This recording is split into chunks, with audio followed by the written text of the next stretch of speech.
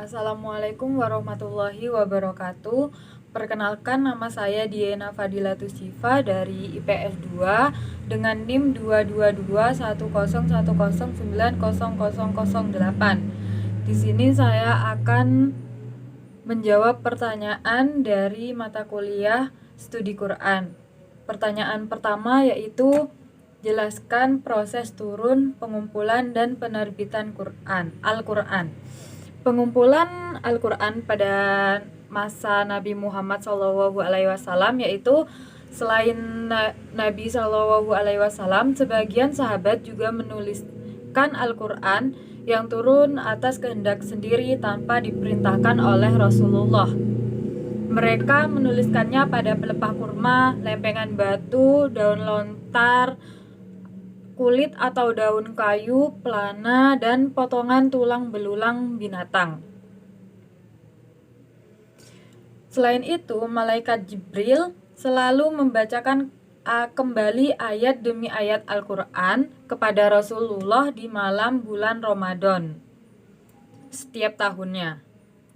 Para sahabat senantiasa menyodorkan Al-Quran kepada Rasulullah, baik dalam bentuk hafalan maupun itu bentuk tulisan. Tulisan-tulisan pada masa Nabi tidak terkumpul dalam satu mushaf jadi yang ada pada seseorang itu belum tentu juga ada di orang lain. Lalu disebutkan juga bahwa Ali bin Abi Thalib, Muaz bin Jabal, Ubay bin Khattab, Zaid bin Sabit, dan Abdullah bin Mas'ud telah menghafal seluruh isi Al-Quran di masa Rasulullah, dan mereka menyebut bahwa Zaid bin Sabit adalah orang yang terakhir kali membacakan Al-Quran di hadapan Nabi. Rasulullah SAW berpulang ke rahmatullah di saat Al-Quran telah dihafal oleh ribuan sahabat. Lalu pengumpulan Al-Quran pada masa Abu Bakar As-Siddiq. Abu Bakar menjalankan urusan Islam sesudah Rasulullah. Ia dihadapkan kepada peristiwa-peristiwa besar berkenaan dengan kemurtatan sebagian orang Arab. Jadi waktu itu terdapat peperangan yang bernama Yamamah yang terjadi pada tahun 12 Hijriah yang melibatkan sejumlah besar sahabat hafal Al-Quran. Dalam peperangan ini 70 qori penghafal Al-Quran itu gugur, meninggal. Lalu Umar bin Khattab itu merasa khawatir dengan kematian para qori.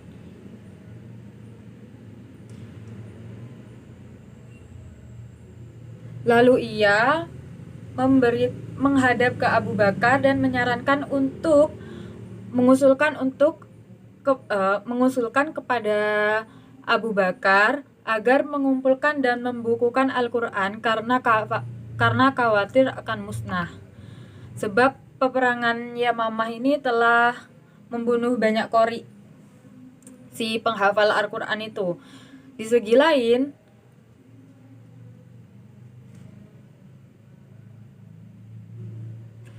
lain Umar juga merasa khawatir kalau di peperangan di tempat lain itu akan membunuh lebih banyak qori, sehingga Al-Quran akan hilang dan musnah. Awalnya Abu Bakar menolak karena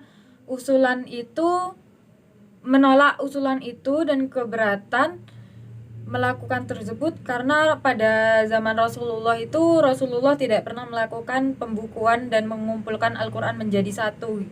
Jadi Abu Bakar khawatir akan hal itu, makanya Abu Bakar itu menolak untuk membukukan dan mengumpulkan Al-Quran. Tapi Umar bin Khattab juga tidak menyerah untuk terus mengusulkan hal tersebut. Lalu Sehingga Allah membukakan hati Abu Bakar untuk menerima usulan tersebut. Kemudian Abu Bakar memerintah Zaid bin Sabit mengingat kedudukannya dalam masalah qiraat, kemampuan dalam masalah penulisan, pemahaman dan kecerdasan, serta kehadirannya pada pembacaan yang terakhir kali. Kan Zaid bin Sabit yang membacakan Al-Quran terakhir kali pada Nabi. Lalu Abu Bakar itu menceritakan kepada Zaid bin Sabit ini tentang kekhawatirannya Umar yang tentang Qorith banyak yang meninggal. Lalu sama seperti Abu Bakar, Zaid awalnya pun menolak.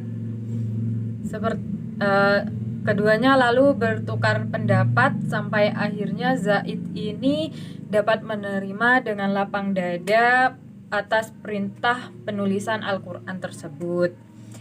Zaid melalui tugasnya yang berat ini dengan bersandar pada hafalan yang ada pada hati para qori dan catatan yang ada pada para penulis.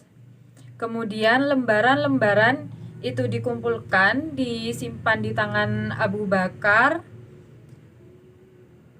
Lalu Zaid berkata, Abu Bakar memanggilku untuk menyampaikan berita mengenai korban peperangan Yamamah. Ternyata Umar sudah ada di sana dan Abu Bakar juga ada di sana.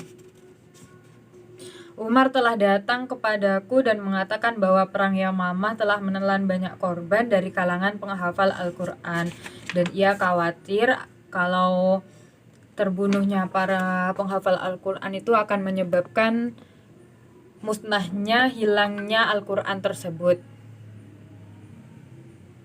Dan pada masa kekhalifahan Abu Bakar tersebut, Zaid bin Sabit mendapatkan tugas yang sangat penting untuk membukukan Al-Quran. Jadi ada 3 persyaratan tentang penulisan dan pembukuan Al-Quran, yaitu dengan syarat pertama, ayat atau surah tersebut harus dihafal paling sedikit dengan 2 orang. Kedua, harus ada dalam bentuk tulisan, di batu, di kertas, di tulang belulang, di kulit, dan lainnya. Ketiga, untuk yang tertulis itu paling tidak harus ada 2 orang saksi yang melihat saat menulisnya. Lalu dan dengan demikian Abu Bakar adalah orang yang pertama kali mengumpulkan Al-Quran dalam satu mushaf. Lalu pada masa Utsman bin Affan, pada masa ini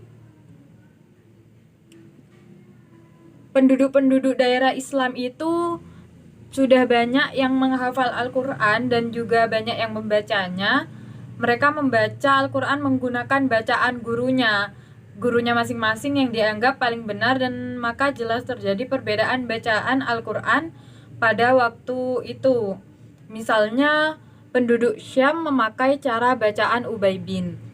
Jadi pada masa Utsman bin Affan ini cara membaca Al-Quran itu bukan satu cara, tapi sesuai dengan ajaran guru-guru sebelumnya. Lalu pada masa Utsman bin Affan membuat panitia 4 yang dimana mereka merencanakan untuk membuat tanda baca pada Al-Quran tersebut agar menjadi satu cara untuk membaca. Jadi agar sama dalam membaca Al-Quran tersebut. Sekian jawaban saya untuk untuk soal nomor 1. Selanjutnya untuk pertanyaan nomor 2, jelaskan yang dimaksud dengan Makkiyah dan Madaniyah serta berikan contoh pada masing-masing. Makkiyah adalah ayat Al-Quran yang diturunkan di kota Mekah sekalipun setelah Rasulullah hijrah. Sedangkan Madaniyah itu adalah ayat Al-Quran yang diturunkan di kota Mekah. Terus adapun arti lain, ada pendapat yang menyatakan Yang dimaksud makiyah adalah ayat atau surah yang diturunkan sebelum hijrah Nabi Muhammad SAW. Sedangkan madaniyah adalah ayat atau surah yang turun setelah hijrah Nabi Muhammad SAW. Nah, dan pendapat ini yang paling masyhur. Contoh surat makiyah itu ada Al-Fatihah, Al-An, terus ada Al-A'raf. Terus contoh madaniyah ada At-Taubah, Al-Baqarah, dan An-Nisa. Untuk pertanyaan nomor 3, jelaskan yang dimaksud dengan muhkam dan mutasyabbih serta berikan contoh masing-masing. Jadi ayat muhkam itu adalah ayat yang dimana kita langsung dapat mengetahui maksud dari ayat tersebut. Biasanya dari ayat muhkam ini berisi tentang perintah, ancaman, larangan, dan janji Allah Subhanahu wa Ta'ala. Untuk contohnya ada di Al-Baqarah ayat 183. Ya ayyuhalladzina amanu kutiba alaikumusyamu kama kutiba alal ladzina min qablikum la'allakum tattaqun. Wahai orang-orang yang beriman, diwajibkan atas kamu berpuasa sebagaimana diwajibkan atas orang sebelum kamu agar kamu bertakwa. Jadi dalam ayat ini kita sebagai orang beriman, orang Islam diwajibkan untuk menunaikan ibadah puasa. Lalu untuk ayat mutasabbih adalah ayat yang dimana maksudnya itu hanya diketahui oleh Allah Subhanahu wa Ta'ala, seperti datangnya hari kiamat atau kemunculannya Dajjal. Untuk contohnya terdapat pada surah Al-Hajj ayat 7.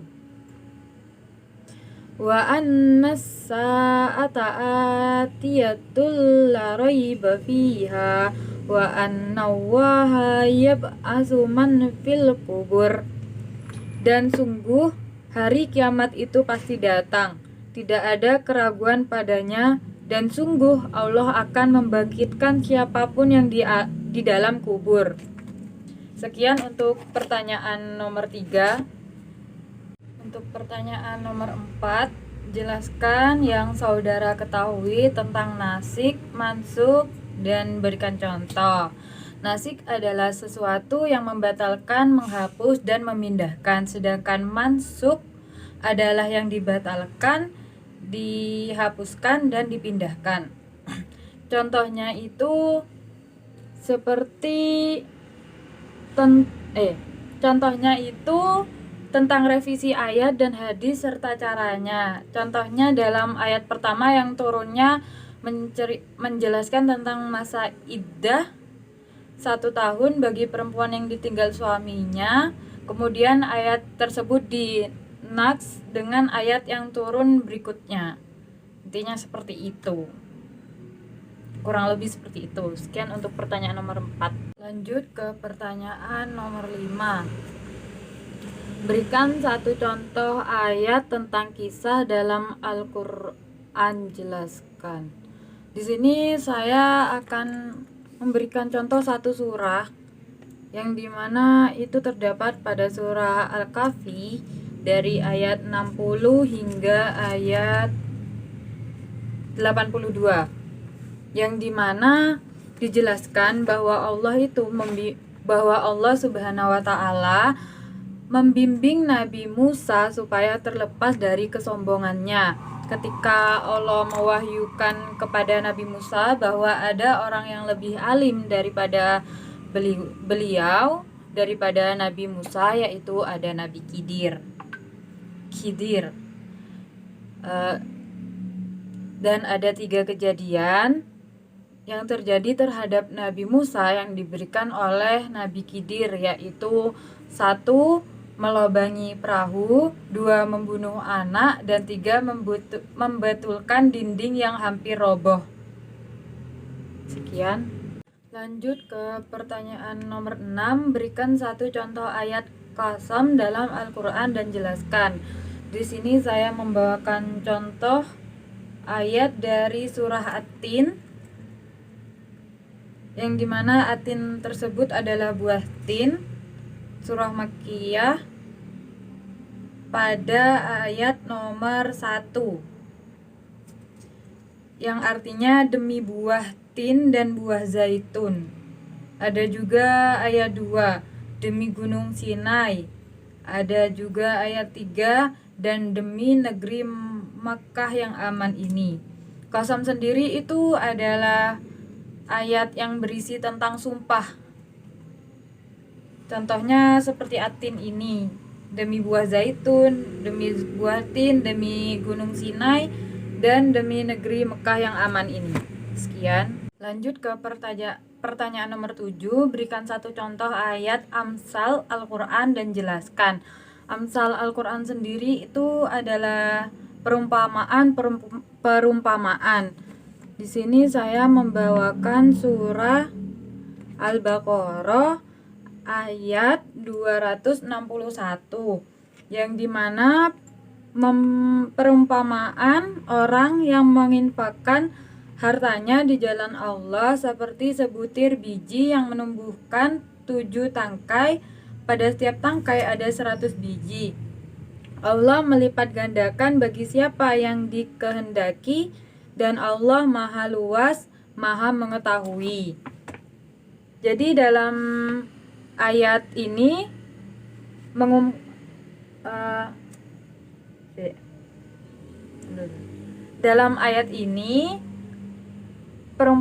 perumpamaan menginfakkan sebagian hartanya bagi orang yang membutuhkan. Sekian.